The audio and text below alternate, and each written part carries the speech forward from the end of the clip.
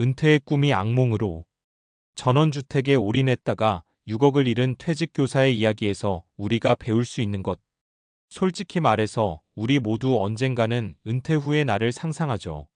아침에 눈 뜨면 시계 보지 않아도 되고 천천히 차 한 잔 내리면서 아, 이제야 좀 살겠다 싶은 여유. 누군가에게는 해외여행, 다른 누군가에게는 손주와의 시간, 또 어떤 사람에게는 조용한 시골집에서 자연과 함께하는 살. 그런데 문제는 많은 사람이 은퇴 후의 그림은 그리지만 그 그림을 가능하게 하는 현실 계산은 대충 넘긴다는 데 있습니다.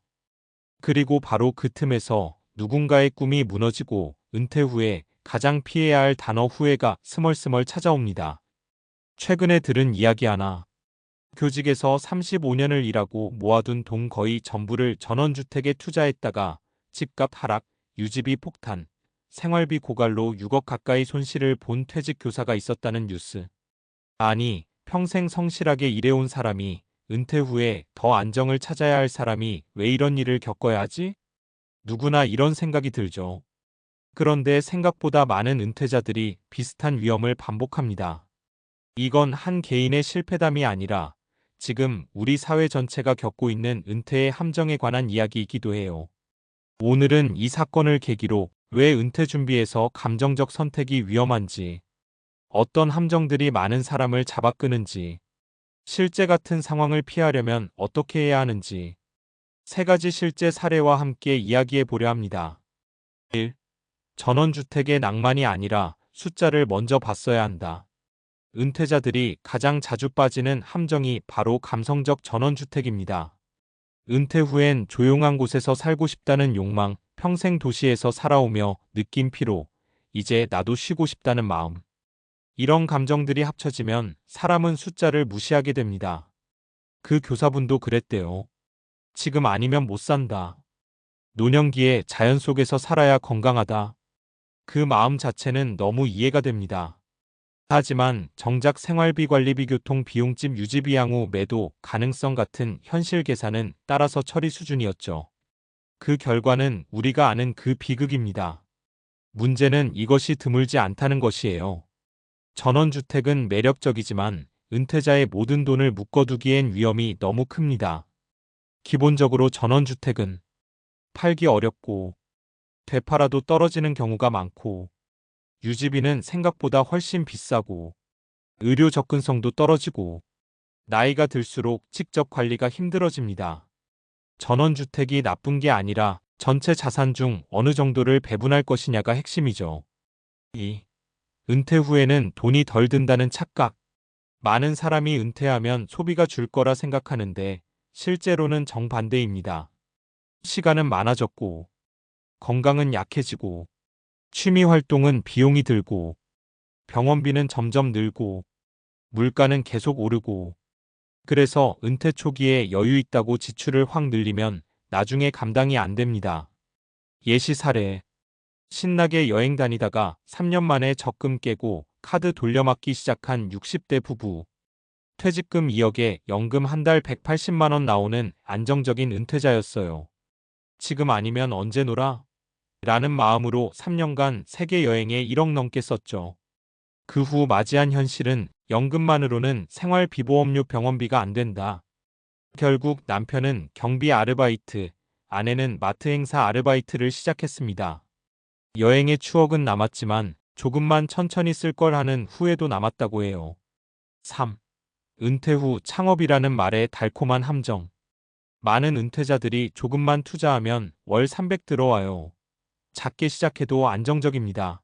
같은 말에 흔들립니다. 하지만 통계적으로 은퇴자 창업은 성공률 30% 이하입니다. 체력, 경험, 자본 회수 위험, 업계 지식 등에서 젊은 창업자보다 불리하기 때문이죠. 예시 사례. 퇴직금 1억으로 카페 차렸다가 18개월 만에 폐업한 58세 남성.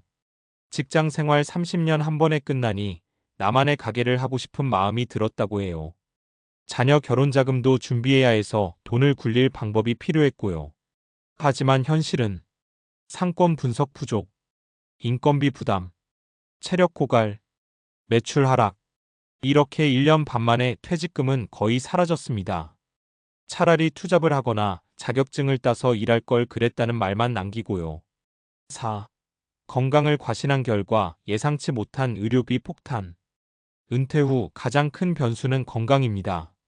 병원비는 예측하기 가장 어렵고 비용도 크죠. 특히 만성질환, 갑작스런 수술, 고가의 치료가 겹치면 위험자산보다 더 위험합니다. 예시 사례.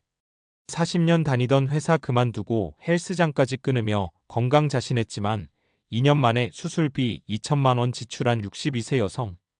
건강보험이 있으니 괜찮겠지 했지만 비급여 항목이 많았고 회복하는 동안 재활치료비 생활비까지 추가로 들어갔죠.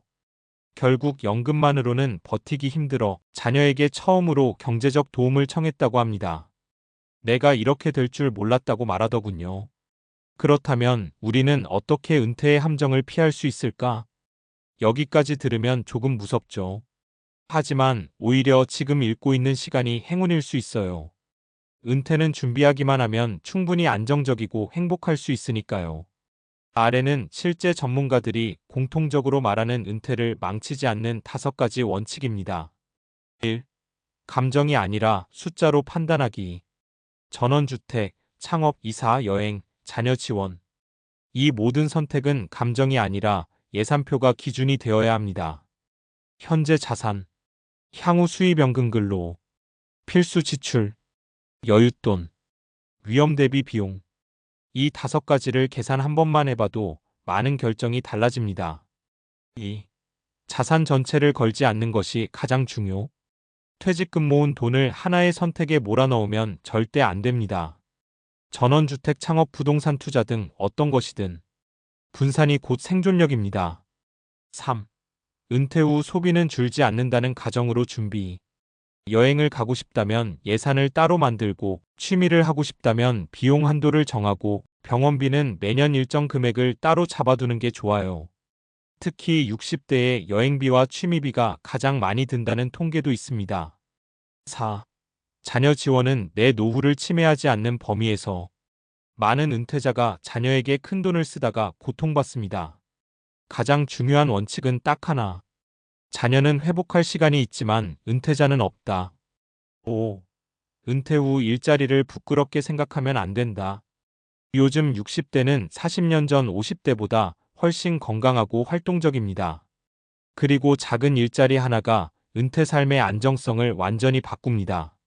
월 4,060만 원만 있어도 재정 스트레스가 극적으로 줄어요.